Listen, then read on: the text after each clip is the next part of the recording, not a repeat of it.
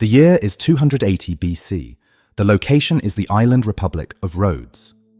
The morning sun crests the horizon of the eastern Mediterranean, striking the harbour with a blinding golden light. You look up, shielding your eyes from the fierce glare reflecting off a monument of unimaginable, staggering audacity. Towering 108 feet into the clear Aegean sky is the sun god Helios. He is forged entirely of gleaming, polished bronze. Let us immediately erase the most persistent, impossible myth of the ancient world. The statue does not stand with its legs spread wide across the harbour entrance, allowing ships to sail beneath it. That is a physical and engineering impossibility, a fantasy drawn by medieval artists centuries later. The real Colossus stands with its legs together on a massive, perfectly carved pedestal of white marble, situated near the bustling Mandraki harbour. It is a masterpiece of Hellenistic proportions, gazing out over the water, an absolute declaration of sovereignty. Using advanced AI trained on the surviving engineering texts of Philo of Byzantium, the metallurgical analysis of ancient Greek bronze casting, and the geopolitical histories of the Diadochi Wars, we have meticulously reconstructed the absolute zenith of this island republic. We are going to explore a society that operates as the undisputed maritime police of the ancient world, masters the absolute limits of heavy metallurgy, and navigates a treacherous, high-stakes diplomatic tightrope between warring empires. This is 24 hours in the shadow of the Colossus. The day begins at 5 a.m. The air is cool, carrying the sharp, salty scent of the sea and the faint, lingering aroma of sulfur and wood smoke from the industrial quarters. You wake up in a spacious, white-plastered courtyard, home in the upper terraces of the city. You are not a king, and you are not a priest. You are a master founder, a senior metallurgist who spent 12 grueling, agonizing years of your life helping the great architect Chares of Lindos build the very titan that dominates your skyline. You dress in a finely woven, lightweight linen chiton, fastening it at the shoulder with a bronze pin. You step out onto your terrace. The city of Rhodes is an architectural marvel. It was laid out a century earlier by the famous urban planner Hippodamian on a flawless mathematical grid. The streets are wide, paved, and incredibly clean, catching the sea breezes to naturally ventilate the dense urban centre. You walk down the sloping, terraced streets toward the bustling naval shipyards. You look up at the bronze face of Helios, remembering the sheer, terrifying logistics of its creation. The statue was not cast in one piece. That is impossible. You and hundreds of other craftsmen built it layer by layer, from the ground up. You constructed a massive internal skeleton of heavy iron tie bars and square stone pillars. As you cast the massive curved bronze plates for the outer skin, you riveted them directly to this iron core. But to reach the higher levels, you could not use wooden scaffolding. The sheer weight of the metal would have crushed it. Instead, you buried the completed lower half of the statue in a colossal, artificial mountain of earth and sand, standing on the dirt to cast the chest, then building the mound higher to cast the head. When the god was finally finished, it took an army of laborers months to dig the earth away, slowly revealing the gleaming bronze titan to the world. By 8 a.m., you reach the harbour of Mandraki. The noise is a deafening, highly organized symphony of global commerce. Rhodes is an independent republic, fiercely democratic and phenomenally wealthy. But that wealth was born from absolute, terrifying desperation. 25 years ago, the island was subjected to one of the most brutal, massive military sieges in human history. Demetrius Poliorcetes, Demetrius the Besieger, arrived with an armada of 400 ships and an army of 40,000 men. He brought monstrous, towering siege engines, including the Helepolis, a terrifying armoured tower rolling on massive iron-plated wheels.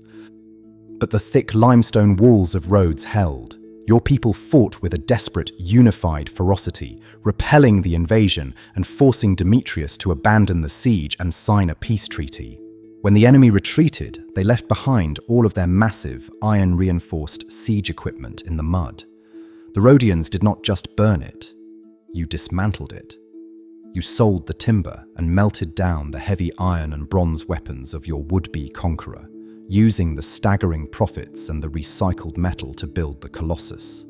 Every time you look at the statue, you are looking at the ultimate, undeniable psychological flex.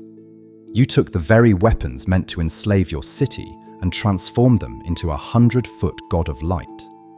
By 11 a.m., the Mediterranean sun is blazing, but the harbour is operating at maximum capacity.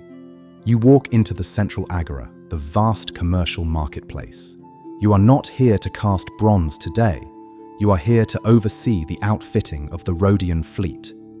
In a world torn apart by the warring successor kingdoms of Alexander the Great, the Ptolemies in Egypt, and the Seleucids in Syria, Rhodes maintains a brilliant, incredibly lucrative armed neutrality. You are the absolute masters of the sea. You meet with a group of harbour magistrates. They are discussing the enforcement of the Lex Rhodia, the Rhodian sea law. This maritime legal code is so flawlessly logical, so perfectly balanced in its handling of cargo insurance, shipwrecks, and the rights of merchants, that it is universally adopted by every nation in the Mediterranean.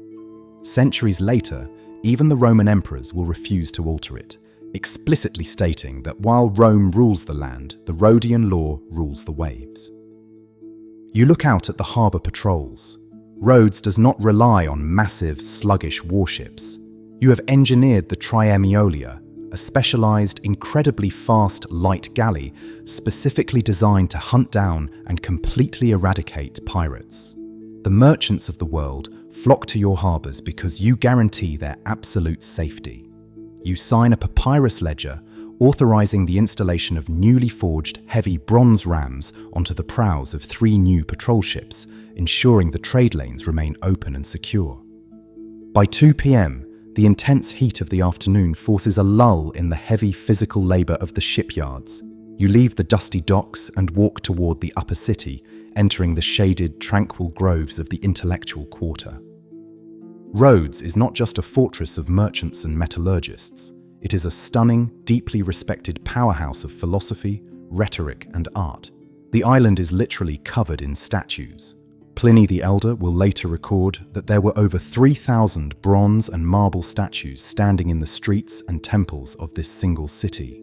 It is a vast, open-air museum of human genius. You walk through a manicured courtyard where an elite school of rhetoric is in session.